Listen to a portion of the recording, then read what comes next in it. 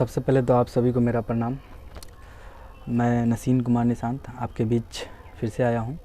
आज Q&A session रखा गया था, क्वेश्चन एंड आंसर सेशन, जिसमें हम लोगों को आज कुछ सवाल लेने थे। एक्चुअली क्या है कि बहुत सारे सवाल अलग अलग माध्यम से अलग अलग जगह से आ रहे हैं, तो मैंने सोचा एक Q&A सेशन कर लिया जाए ताकि उसमें कॉमन क्वेश्चंस को मैं चूज कर सकूं और उन क्वेश्चंस को मैं आपके बीच रखूं और उसके जवाब भी मैं आपको दे सकूं। ताकि उससे एक क्या फ़ायदा होगा कि बहुत सारे बच्चे हैं जिनके अलग अलग डाउट्स हैं, वो ऑलमोस्ट क्लियर हो जाएंगे।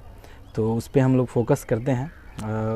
देखते हैं, समय का ये है कि आपका भी समय जा रहा होगा, इसलिए हम लोग जल्द से जल्द शुरू कर रहे हैं। तो हम लोग पहला क्वेश्चन उठा रहे हैं। ये क्वेश्चन है जिसान अली खां करके। Sir, I did BCom from Delhi University and unfortunately I got only 52% in that, and now I am doing LLB from RKDF University Bhopal and preparing for UPSC. So I am asking that will I face any problem in UPSC BPSC interview regarding my low marks and doing LLB from Bhopal? Please answer #ask Nishant.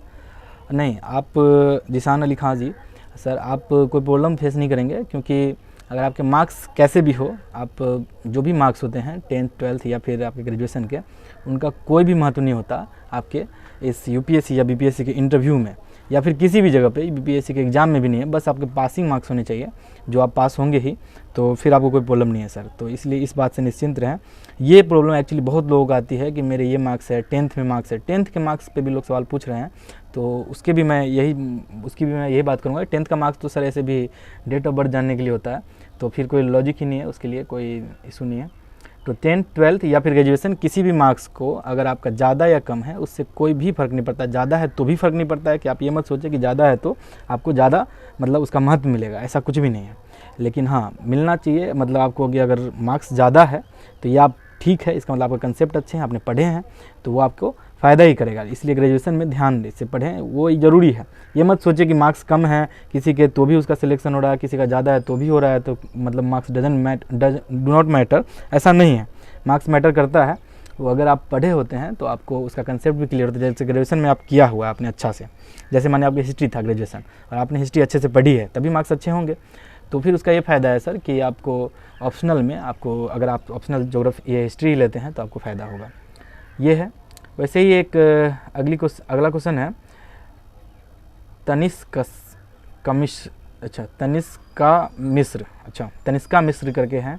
उनका question है, sir BPSC preparation के दौरान लोगों की बातों को ignore कैसे करें?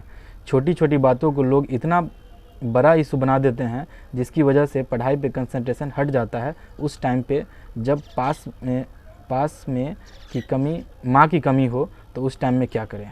अच्छा, सॉरी फॉर योर लॉस। लेकिन हाँ मैम, अगर आपको ऐसी प्रॉब्लम है कि अगर आपको अलग अलग लोगों की बातों को अगर इग्नोर करना है, तो सिंपल स्ट्रेटजी है कि आप पहले ये ध्यान दें कि आपका फोकस कहाँ है। अगर आपका प्राइमरी इशू था कि आपको बीपीएससी या यूपीएससी करना था, तो फिर आप उस पर फोकस करें। वो फोकस, हाँ ये बात ज़रूर है कि अगर आप नेगेटिव एनवायरनमेंट में रहते हैं, जहाँ लोग ऐसे हैं कि आपको बार बार बोलते हैं, ताना देते हैं कि आप नहीं कर सकते हैं, या फिर आसपास हैं कि सभी लोग क्वालिफाई कर रहे हैं और आप नहीं हो रहे हैं, तो डेट माइट क्रिएट इशू कि आपको लग सकता है कि मेरा क्या हो रहा है, या फिर आपको लोग बार बार कहेंगे। लेकिन उनसे आपको परेशान नहीं होना है। मैं यही कहूँगा कि वैसे केस में सेल्फ मोटिवेटेड रहना बहुत इंपॉर्टेंट है। वहाँ पे आपको ध्यान ये देना होगा कि आपने क्या एम आपने डिसाइड किया है, आप मतलब इस बीपीएससी या यूपीएससी जिसकी भी तैयारी आप कर रहे हैं, उसकी तैयारी में आप आए ही क्यों हैं। उस दिन को याद कीजिए जब आपने सोचा होगा कि मतलब मुझे यहाँ जाना है। आप ये सोचिए कि आप फाइनली क्या सोच करके आए थे। आप सोचे होंगे कि मान लीजिए एक मिनट के लिए, जैसे मैंने सोचा था कि मेरी मम्मी का डेथ हुआ, तो मैंने सोचा मुझे कुछ बड़ा करना होगा, मुझे कुछ बड़ा करना है, तो या तो आईएएस बनूंगा या फिर सिविल सर्वेंट, कहीं भी कुछ बड़ा सिविल सर्वेंट बनना होगा, एसडीएम डीएसपी यही सब। तो जब मैंने ये सोचा, तो जब मुझे मोटिवेशन लैक होता था, तो मैं बस ये चीज़ याद करता था कि मेरे साथ ऐसा हुआ है, मुझे कैसे मैं हैंडल करूँ, मेरा परिवार है, मैंने मतलब समाज में ऐसे लोगों को देखा है कि लोग बहुत परेशान रहते हैं, लोग गरीब हैं, तो इनकी कैसे मदद की जाए। तो ये मदद आप करनी है, तो फिर आप जब ये सोचोगे तो आपको ख्याल आएगा कि ये आप यूपीएससी बीपीएससी के थ्रू ही कर सकते हैं। तो जब ये करना होगा तो आप उस चीज़ को, नेगेटिव एनवायरनमेंट से आप दूर रहें और उन लोगों की जो बातें हैं उनको इग्नोर करें। और छोटी छोटी बातों का लोग बड़ा इशू बनाते रहेंगे, क्योंकि सर एक्चुअली क्या है ना कि ये जो जिस चीज़ में आप घुस रहे हैं, यूपीएससी या बीपीएससी, ये बहुत बड़ी बात है। इसमें आप घुसते हैं तो 10 लोगों को जलन भी होती है उसके साथ साथ। अब मैं इसको जलन न कहूँ, मतलब ऐसे ना कह सकता मैं कि जलन है या नहीं है, लेकिन मैं इतना ज़रूर कहूँगा उससे लोगों को परेशानी होती है। तो उस परेशानी से वो आपको कुछ भी कह सकते हैं, उस फ्रस्ट्रेशन में आपको कुछ भी बोल सकते हैं ताकि आप न कर सकें, आपको रोकने का प्रयास बहुत किया जाएगा। लेकिन इन सब चीज़ से आपको दूर रहना होगा, दूर खुद ही रहना होगा, आपको इग्नोर करना ही होगा। ऐसा नहीं है कि आपको 100 लोग बार बार कहेंगे तो आप इग्नोर करने का कोई तरीका है, ऐसा कोई मेथड है ही नहीं। लेकिन इतना ज़रूर है कि आप अगर सेल्फ मोटिवेटेड है, खुद से मान लिया आपने कि आपको करना है और आप उन चीज़ों को याद करेंगे कि क्यों आपने इस चीज़ को डिसाइड किया था, तो सर आप बेटर तरीके से आप बेटर तरीके से कर पाएंगे। तो ये एक तरीका है। अगला क्वेश्चन है उन्हीं का है, तनिष्क मिश्र करके है उनका, कि सर ब्लैक और ब्लू दोनों पेन से लिख सकते हैं। बीपीएससी अगर मेंस की बात या यूपीएससी की बात करें तो मैम ज़रूर लिख सकते हैं, इसमें कोई इशू नहीं है। आप ब्लैक यूज कीजिए या ब्लू कीजिए, लेकिन जब भी आप पेन चेंज करते हैं, इसका एक रूल है कि आप पेन चेंज अगर आप करते हैं तो आपको इन्विजिलेटर जो वहाँ होते हैं उनसे एक साइन करवाना होता है कि आपने पेन चेंज किया है, अदरवाइज वो मानते हैं कि किसी और ने भी उस कॉपी को लिखा है। तो ये एक बात है, तो इस बात को आप देख लीजिए। एक रवि 122466 करके हैं, उनका है इंस्टा पे। मैं इंस्टा का अभी मैं एक कमेंट पढ़ रहा हूँ। एक्चुअली क्या है ना कि कमेंट से ज़्यादा, मैंने तो कमेंट बोला था करने के लिए, कमेंट से ज़्यादा उन लोगों ने डीएम कर दिया है, मतलब मैसेज रिक्वेस्ट में बहुत सारे आ गए हैं, तो उनको मैं पढ़ लूँगा। तो उनका है रवि जी का कि सर मैं अभी ग्रेजुएशन पार्ट 2 में हूँ और मेरा जूलॉजी ऑनर्स है, बट मैं सिर्फ गेस पेपर पढ़ के एग्ज़ाम डिटेल्स हूँ और डीप में पढ़ाई नहीं कर रहा हूँ, तो क्या बीपीएससी इंटरव्यू में कोई दिक्कत होगी? तो सर दिक्कत तो होगी ना, अगर आप डीप में पढ़ाई नहीं कर रहे हैं तो आपसे ग्रेजुएशन का सवाल पूछा तो जाएगा ही, नॉर्मल बात है। तो इंटरव्यू में ग्रेजुएशन भी पूछा जाएगा, ऑप्शनली पूछा जाएगा, तो ग्रेजुएशन आपका अगर अच्छा होगा तो आपके लिए बेटर होगा। और आप मान लीजिए कि आप जूलॉजी ऑनर्स कर रहे हैं और आपसे बेसिक क्वेश्चन कुछ पूछ लिया जाता है जूलॉजी से रिलेटेड, तो आपको पता होना चाहिए ना, बेसिक क्या आपको डीप भी पूछा जा सकता है, क्योंकि आपने ऑनर्स किया उस पेपर से, तो वो तो सर दिक्कत होगी। मतलब ये आप कहानी देखिए, तो लक पे है कि अगर क्वेश्चन नहीं पूछा गया तो बढ़िया, वेल एंड गुड, लेकिन अगर पूछ लिया गया तब आप क्या करोगे, तब तो आप फंस सकते हो। तो so it's better to prepare for the best, तो आप तैयारी पहले से कर लें। उत्तम कुमार 099 करके हैं, उनका है, दिस इज उत्तम कुमार सर, सेल्फ से पीटी का तो समझ आता है बट मेंस का तैयारी कैसे करें सेल्फ से? सर टाइम भी 67th में सिर्फ 4 मंथ्स है। हाँ सर, कि सेल्फ प्रिपरेशन सर आपको अगर आप कर रहे हैं कि तो पीटी तो सर आसान है, ऐसे मेंस भी आसान है। मेंस का सर इशू ये है कि मेंस में आपको क्वेश्चन वगैरह का इशू होता है, तो उसके लिए आप है ना प्रीवियस ईयर क्वेश्चन जो होते हैं उनको उठा करके पढ़ें और उनको आप बनाने का प्रयास करें, और थोड़ा टाइम लिमिट डिसाइड करना होगा। टाइम ही लिमिट का प्रॉब्लम है। टाइम लिमिट क्या है ना सर, कि टाइम लिमिट लोगों के पास नहीं होता है, तो वहाँ पे आप टाइम को क्या करते हैं कि आप लिखते हैं 5 मिनट क्वेश्चन को आप 15 मिनट तक लिखते चले जाते हैं, क्योंकि आप घर में होते हैं तो आपको लगता है आसान है, तो वहाँ पे आप ये फंस सकते हैं। तो उसके लिए आप क्या करें कि टाइम का लिमिट बना करके रखें कि इतने ही देर में लिखना है, टेस्ट पेपर दें, और आप किसी भी कोचिंग का टेस्ट वगैरह कर सकते हैं। वैसे मैं खुद ही मतलब टेस्ट पेपर वगैरह बाद में रिलीज़ करूँगा जब ऐसा कुछ सिचुएशन बनेगा 67 और 68 के लिए। अगला है अना रॉय 502, सर 4 मंथ में पीटी के लिए कैसे सीरियस प्रिपरेशन करें जिससे फर्स्ट अटेम्प्ट में क्लियर हो जाए सेल्फ स्टडी से? सीरियस प्रिपरेशन जब आप खुद ही कर रही हैं मैम, तो सीरियस प्रिपरेशन तो सीरियसली ही होगा, है ना। मतलब आपको ये करना है कि जैसे मैंने पूरा प्रोसेस बता रखा है पहले से कि आप एनसीईआरटी को पढ़ें, एनसीईआरटी में भी कौन सी किताबें पढ़नी है, पूरा बुक लिस्ट मैंने बता रखा है अपने फेसबुक आईडी पे, अपने यूट्यूब चैनल पे, एसडीएम नसीन निशांत करके एक चैनल होगा यूट्यूब पे, उसमें मैंने पूरी तरह से बता रखा है कि कैसे आपको करना है। तो उसको आप एक बार ज़रूर देखें। उसमें पीटी का मैंने how to score 100+ in 67th PT मैंने एक प्रॉपर वीडियो बना रखा है यूट्यूब पे, तो उसको आप ज़रूर देखें, उसमें आपको क्लियरली सब कुछ पता चल जाएगा। तो इस क्वेश्चन को मैं छोड़ रहा हूँ। इट्स ई सुहानी 658, कंसंट्रेशन कैसे हमेशा परफेक्ट रखें और कंसिस्टेंट स्टडी रूटीन कैसे मैनेज करें, सेल्फ स्टडी का रूटीन कैसे रखें? 3 क्वेश्चन है यहाँ। तो कंसंट्रेशन कैसे हमेशा परफेक्ट रखें, पॉइंट ये है सबसे पहले तो कि कंसंट्रेशन तो मैम यही है कि सबसे पहले हम लोगों का क्या है कि हम लोग पढ़ते हैं, तो मतलब सब्जेक्ट अगर मान लीजिए जैसे हिस्ट्री पढ़ रहे हैं 1 सेकंड के लिए, ठीक है, तो अगर आप हिस्ट्री पढ़ रहे हैं तो आपको लगता है आप मतलब लगभग 2 घंटे मैक्सिमम 2 घंटे से ज़्यादा लगेंगे कि उसके बाद आप बोर होना शुरू हो जाएंगे, तभी आपको लगता है कि कंसंट्रेशन लूज हो रहा है। कंसंट्रेशन वहाँ लूज हो रहा है तो आप सब्जेक्ट स्विच करें। जैसे कि आप हिस्ट्री पढ़ रहे हैं, जब आपको लगा कि इशू है तो आप तुरंत सब्जेक्ट चेंज करें। जैसे आप ज्योग्राफी पढ़ लें, फिर उसके बाद फिर उसमें भी ऐसा इशू हो रहा है, तो आप कंसंट्रेशन बनाए रखने के लिए ये एक तरीका है। और थोड़ा लोगों से रूम में मतलब बैठ करके पढ़ें, मतलब रूम को क्लोज रखें, लोगों का वहाँ आना जाना ना हो, ये सब अगर रहेगा तो कंसंट्रेशन बना रहेगा। शोर शराबे से थोड़ा दूर रहें, म्यूजिक वगैरह ज़्यादा यूज ना करें। म्यूजिक से जो पढ़ते हैं ना, म्यूजिक को जला करके उनको इशू हो जाती है, एक न एक दिन उनको है ना कंसंट्रेशन का इशू ज़रूर आता है। तो आप म्यूजिक वगैरह ये बंद करके ही पढ़ाई करें, ये एक अच्छा तरीका है कंसंट्रेशन का। हो सकता है म्यूजिक में आप कंसंट्रेट हो सकते हैं, लेकिन आप जो 2 घंटे में करेंगे वो एक्चुअली आप 1 घंटे में कर सकते हैं अगर आप म्यूजिक यूज नहीं करते हैं। वो थोड़ा टाइम लगेगा, लेकिन आपको वो सही तरीका है। कंसिस्टेंट स्टडी रूटीन कैसे मैनेज करें? कंसिस्टेंट का यही है मैम कि आप मतलब एक रूटीन फॉलो करें, खुद ही एक रूटीन बनाएं कि मतलब कि ये चैप्टर रोज़ करना है। तो वो अगर आप डिसाइड करते हैं तो उसको आपको फॉलो करना होगा। ये दिमाग में रख ले कि अगर आप फॉलो नहीं करते तो आप पास नहीं करेंगे। तो जब ये दिमाग में रहेगा तो फिर आप तो पढ़ेंगे नहीं पढ़ेंगे। तो फिर वही एक तरीका है। सेल्फ स्टडी का रूटीन कैसे रखें, ये तो मैं बता रखा हूँ मतलब यूट्यूब पे कि मतलब आप कैसे रूटीन अपना बनाएंगे कि कैसे क्या करना है, प्रॉपर कौन से बुक्स को पढ़ने हैं, किस तरह से पढ़ने हैं, उसको आप यूट्यूब चैनल से मैम देख लें। यूट्यूब पे मैंने बढ़िया से बता रखा है। यूट्यूब चैनल का मैं लिंक भी डाल दूंगा इसी में, मतलब यूट्यूब वीडियो का, उस वीडियो का जिसका मैं ये डाल रहा हूँ। अगला क्वेश्चन है निखिल 25 करके, सेल्फ स्टडी में डेडिकेशन कैसे क्रिएट करें, बीपीएससी स्टार्ट कहाँ से करें? सेल्फ स्टडी में डेडिकेशन का ये है सर कि आप अगर सोच रहे हैं कि इतने बड़े एग्ज़ाम को क्वालिफाई करना है और इतना कुछ, मुझसे आज ही एक व्यक्ति मिलने आए थे, उन्होंने पूछा था कि सर मतलब हम ये कैसे, आप मुझे अगर इंस्पिरेशन कैसे मिलेगा कि मुझे ये करना है, मुझे मतलब वो मिल नहीं रहा, मोटिवेशन नहीं मिल रहा उसके लिए कि यूपीएससी चाहे बीपीएससी मुझे करनी है, मैं कैसे करूँ? मैंने उनको कहा कि आप एज्यूम करो कि आप एक साथ सिर्फ अपने परिवार का नहीं बल्कि एक पूरे के पूरे जिला का मतलब विकास कर रहे हो। एक साथ आप डिसाइड कर रहे हो कि आप पूरे जिला का विकास कैसे करोगे, ये आप कर रहे हो। तो आप एज्यूम करो, अगर ये आप एज्यूम करते हो और आपको दिख रहा है वो चीज़, तो आप कर लोगे सर। ये अगर आप, ये मोटिवेशन का पॉइंट हो सकता है। आप सोचिए ना कि आपके अंदर ये क्षमता है कि आप एक जिला का विकास कर सकते हैं, तो आप जिलाधिकारी बनिए ना, फिर आप जिलाधिकारी ही बन करके कर सकते हैं। फिर आप क्यों सोचिएगा कि एक मतलब आप एक जो भी आप बनना चाहते हैं वो क्यों बने, इंजीनियर क्यों बने या फिर डॉक्टर क्यों बने, आप उसके तरीके से भी आप कर सकते हैं, आगे जा सकते हैं। तो वो एक तरीका हो सकता है, वैसे आप ध्यान रखें। उन्हीं का एक क्वेश्चन है, सर मैं अभी 12th पास किया हूँ, बीपीएससी का प्रिपरेशन स्टार्ट कैसे करूँ? सर 12th पास किया तो आप अभी स्टार्ट मत करो प्लीज़। मैं ये कहूँगा कि आप सैचुरेट हो जाओगे, फिर आपको टाइम नहीं मिलेगा। तो मैं यही कहूँगा, बाद में आप बोर हो जाओगे उस सब्जेक्ट से। तो आप ये करो कि 12th के बाद आप ग्रेजुएशन बढ़िया से कर लो, उसके बाद ही आप कुछ करें। तो ये हुआ आपको। उसके बाद में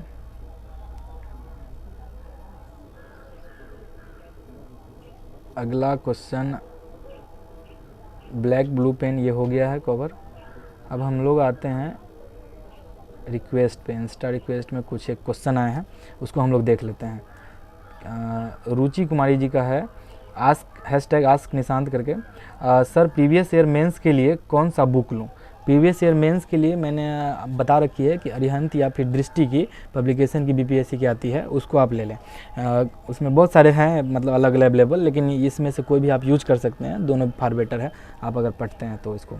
तो ये एक तरीका हो सकता है, आप पढ़ाई कीजिए इससे।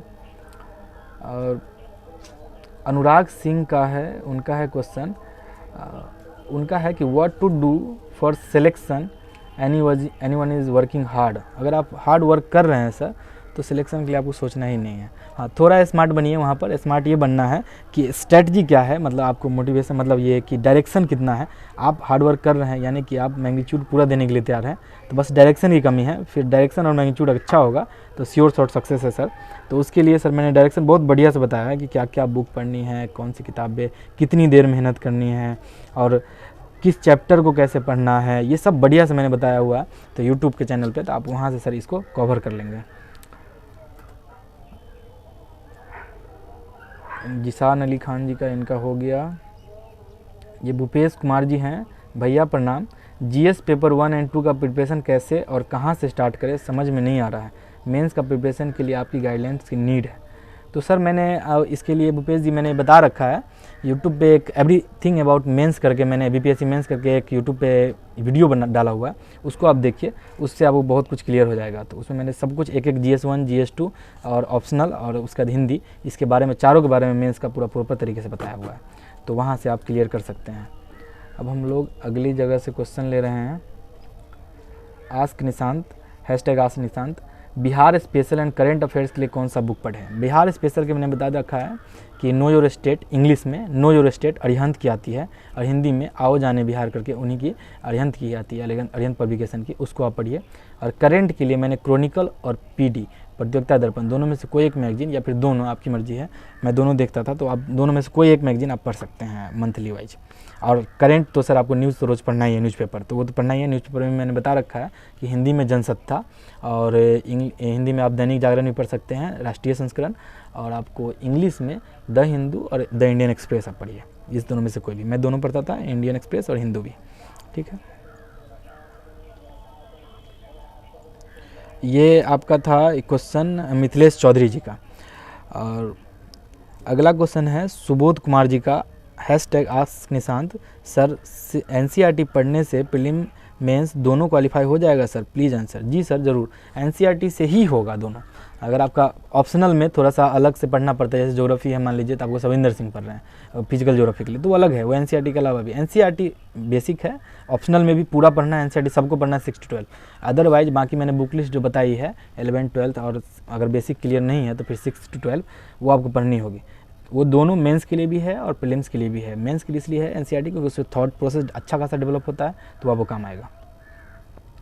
वैसे अगला क्वेश्चन है विशाल राज जी का, सर मैं बीपीएससी की प्रिपरेशन स्टार्ट करना चाहता हूं, कल मैंने मॉक टेस्ट दिया जिससे मुझे 46 मार्क्स आए, अब क्या करें, कितना बेसिक से स्टार्ट करना पड़ेगा अब, हैशटैग आस्क निशांत।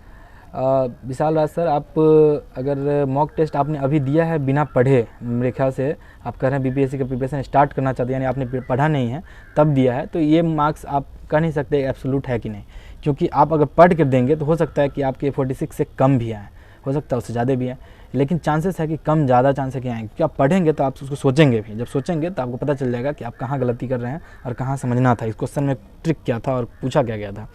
तो आप पहले पढ़ें सर, पहले तो कंटेंट ही डेवलप करना होगा, और कंटेंट के लिए मैंने एनसीईआरटी बताया है, उस बुक को आप पढ़ें, सारा बुक लिस्ट मैंने डाल रखा है, उसको आप देखिए sir. Rajiv Ranjan 1996 Nalanda, hashtag ask Nishant, sir PT को कैसे क्रैक करें इन 3 मंथ्स। और 3 मंथ्स क्या सर, आप 2.5 महीने लगेंगे मिनिमम, तो आपको लग ही जाते हैं, तो उसमें 2.5 महीने के लिए मैंने बता रखा है कि कैसे आपको प्रिपेयर करना है। आपको यूट्यूब पे मैंने एक वीडियो डाल रखा है, how to score 100+ in 67 BPSC, तो उस प्रीलिम्स, तो उसको आप देख लीजिए सर, उससे आपको क्लियर हो जाएगा। बहुत अच्छे डिटेल में मैंने बताया, इसलिए मैं दोबारा बता नहीं रहा हूँ क्योंकि टाइम चला जाएगा, बाकी लोगों क्वेश्चन है बहुत सारे, तो मैं क्वेश्चन कुछ सारे नहीं ले रहा हूँ, बहुत सारे नॉर्मल क्वेश्चन भी ले रहा हूँ। दिव्या तोमर जी करके हैं, उनका है क्वेश्चन कि hashtag ask Nishant, sir medieval history से 2nd ईयर ग्रेजुएशन कंप्लीट होगा। 2nd year graduation, sir medieval history 2nd year graduation complete होगा, मैं क्वेश्चन समझा नहीं। अगर आप कह रही हैं कि मतलब शायद कि medieval history 2nd year graduation में अगर पढ़ते हैं मेडिवल हिस्ट्री का जो बुक है सतीश चंद्रा जी की, तो फिर ग्रेजुएशन कंप्लीट होगा कि नहीं, ये पूछ रहे हैं अगर आप, या फिर आप कह रहे हैं कि मेडिवल हिस्ट्री से 2nd ईयर का जो है उससे आपका ये मेडिवल हिस्ट्री कंप्लीट होगा कि नहीं।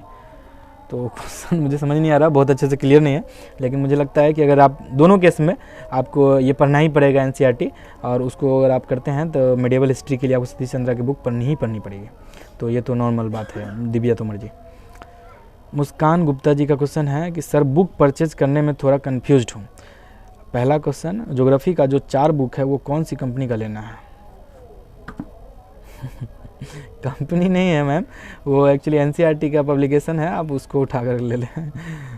पॉलिटी का 2 बुक कौन सी कंपनी का है, सब एनसीईआरटी मैम, कंपनी को भी नहीं। आपका सारा क्वेश्चन कंपनी पे है, तो मैं ये कहूँगा कि आप सारा वो एनसीईआरटी ही लेना है, सॉरी कि आप देख लेना मैम, मतलब एनसीईआरटी से ही लेना है।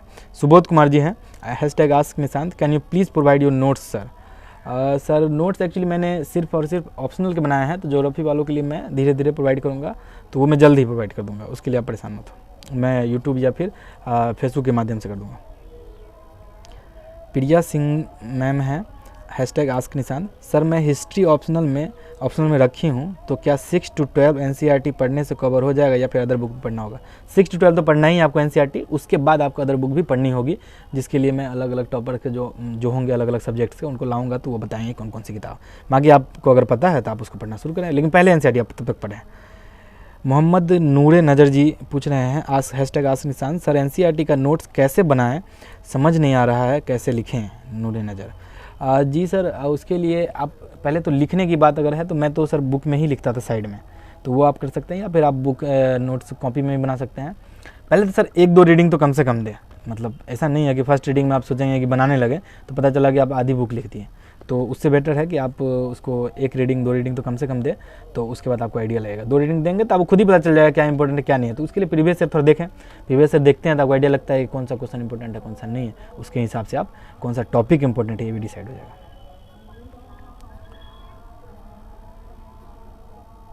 अगला संतोष कुमार जी का है, sir how to avoid family problems.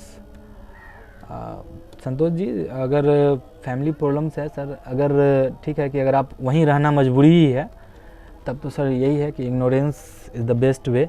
वहाँ पे आप इग्नोर करना पड़ेगा आपको फैमिली को थोड़ा सा।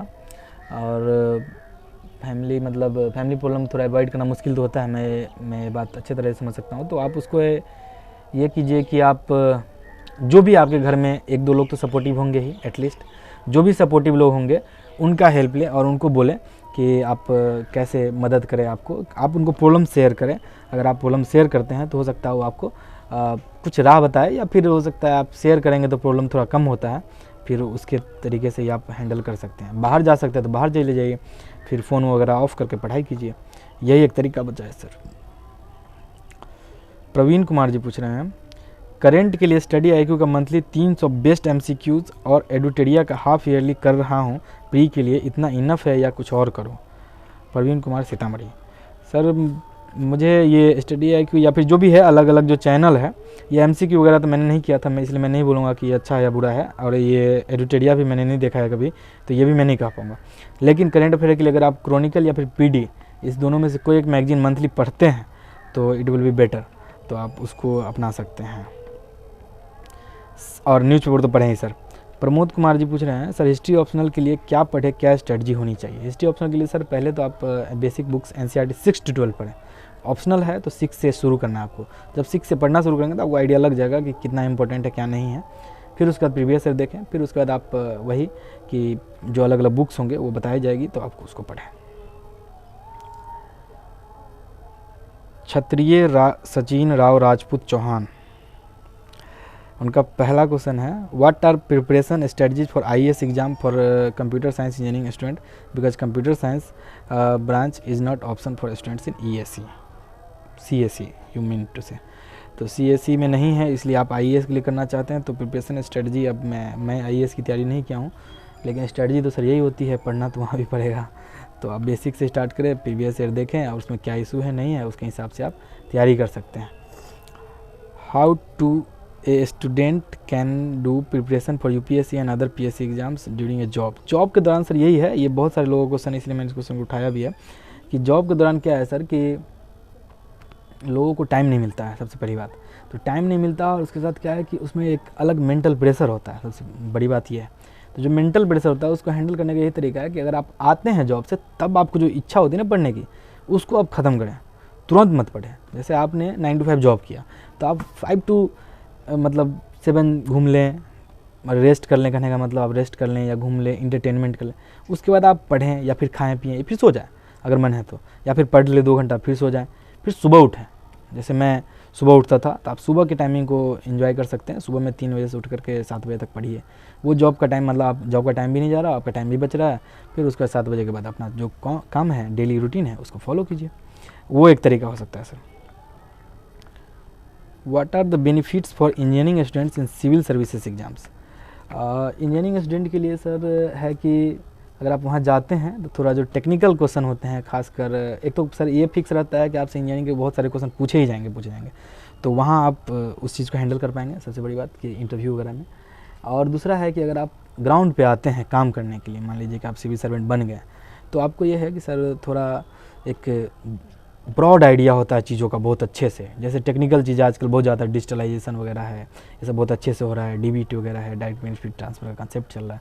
इन सब मामलों में आप बहुत आगे रहोगे, तो आपको समझ होगी चीज़ों की, आप हैंडल कर पाओगे। बहुत सारी जीआईएस वगैरह टेक्नोलॉजी यूज़ करना, ये सब नॉर्मल जो छोटी छोटी चीज़ है, फ़ोन टैपिंग क्या क्या है, कैसे क्या हो रहा है, ये सब चीज़ आप समझोगे चीज़ों को, तो ये आप कर सकते हो सर। रोशन पांडे जी का है, sir I am in 3rd year and preparing for from BPSC geography option. I have request please provide your notes, it will be helpful. जरूर सर, मैं ज़रूर प्रोवाइड करूँगा। Humble request, you are my role model. Thank you sir. मैं ज़रूर sir provide करा दूँगा sir, आप चिंता ना करो, जल्दी ही ट्रेनिंग में जाने से पहले कर दूँगा मैं। ठीक है, अगला क्वेश्चन है Krishna Kumar ji. Good evening sir, आज के निशान मैं PCS की तैयारी करना चाहता हूँ, मैं स्टार्टिंग कहाँ से करूँ? सर NCERT से sir, start with basic NCERT 6 से शुरू करो आप। अगर आप शुरू ही कर रहे हो पहली बात तो आप 6 से करो। शिवाजी जी का है कि सर नमस्कार, मैं 67 BPSC के PT की तैयारी करना चाहता हूं। सर मैं मेंस की तैयारी दिसंबर तक पूरा कर लेना चाहता हूं। मेंस की प्रिपरेशन की कोई आइडिया नहीं है। Without coaching how I start mains preparation from home. Sir home से कैसे करना है और क्या क्या करना है, कौन सी किताबें पढ़नी है और कैसे आंसर लिखना है और किस आंसर में क्या लिखना है, ये मैंने अच्छे से बताया है। एवरीथिंग अबाउट BPSC मेंस करके एक यूट्यूब पे मैंने वीडियो डाला, उस वीडियो को आप देखिए सर, उससे आपको पूरा ही आइडिया लग जाएगा कंफर्म। यस, निर्भय कुमार सिंह जी का एक सवाल है, मैं लास्ट सवाल और नहीं 2 सवाल और है। तो उनका है कि आस्क निशांत सर मैं BPSC की प्रिपरेशन कर रहा हूँ, रिसेंटली स्टार्ट किया है सर, क्या 3 मंथ में प्रीलिम्स? जी जरूर को क्वालिफाई किया सर। टेस्ट सीरीज़ का कितना रोल होता है एग्जाम में? जरूर बहुत ज़्यादा होता है। प्रीलिम्स के लिए मैंने नहीं दिया था, प्रीलिम्स का बहुत इंपॉर्टेंस नहीं है टेस्ट सीरीज़ का, लेकिन मेंस में सर इंपॉर्टेंट है। मेंस में क्या है ना कि टाइमिंग बनाने के लिए, या फिर आप टेस्ट सीरीज़ दो या फिर खुद से ही टाइमिंग बना करके करो, तो ये कर लो। ये एक तरीका हो सकता है, आप ऐसे करके आप हैंडल कर सकते हो। या फिर आप कोई कोचिंग का ज्वाइन कर लो, किसी भी कोचिंग का कर सकते हैं, कोई इशू नहीं है उसमें, कोई बड़ी बात नहीं है कि आपकी जो मर्जी है उसका आप कर सकते हैं सर। एक आस्था चंद्रा जी का सवाल है कि sir hashtag ask Nishant, sir आप शादी कब कर रहे हो? अब ये इस सवाल का क्या ही जवाब मतलब दूँ मैं कि पता नहीं सर, पता नहीं मैम, मुझे पता नहीं है ये कि क्या कब मैं कर रहा हूँ, मुझे कुछ भी आइडिया नहीं है, लेकिन ठीक है शादी तो करनी ही है और देखते हैं मैम। वैसे ही अगला सवाल है स्नेहा वर्मा। अच्छा ये सवाल मैं इसलिए लास्ट में भी ले रहा हूँ इस सवाल को कि सर आपकी कोई गर्लफ्रेंड अभी है कि नहीं? नहीं मैम, नहीं है, मतलब अभी नहीं है और नॉट नाउ। ठीक है, हम लोग अब रैप कर सकते हैं और मेरे ख्याल से ऑलमोस्ट सारे सवाल मैंने कोशिश की है, सारे सवाल तो नहीं क्योंकि मैंने वही सवाल उठाए हैं जो इम्पोर्टेंट थे। ये लास्ट के 2 सवाल इम्पोर्टेंट नहीं थे ऑफ कोर्स, लेकिन मैंने बाकी सवाल उठाए हैं ताकि जो जिसमें ज़्यादा लोगों को प्रॉब्लम थी, जो कॉमन क्वेश्चंस थे, इसलिए मैंने उनको उठाया। आप उसको देखें और यूट्यूब चैनल जो इस चैनल पर आप देख रहे हैं उसको ज़रूर सब्सक्राइब करें, उस पर आपको ज़्यादा अपडेट्स मिलते रहेंगे। और मैं कोशिश मेरी यही है कि जितने भी जो 67 और 68 के बच्चे होंगे उसमें से टॉप 10 बच्चे मैं चुनूँगा और इसी चैनल के थ्रू मैं चुनूँगा, तो इसलिए इसे जुड़े रहें, पढ़ते रहिए और लोगों की हेल्प भी करते रहिए और थोड़ा कोरोना में ध्यान भी रखिए। बाकी सब वेल एंड गुड होना चाहिए आपका, तब आप अच्छे से पीसफुल इन्वायरमेंट में आप तैयारी कर पाएंगे। तो मुझे लगता है कि अब मुझे जाना चाहिए। चलिए फिर से प्रणाम।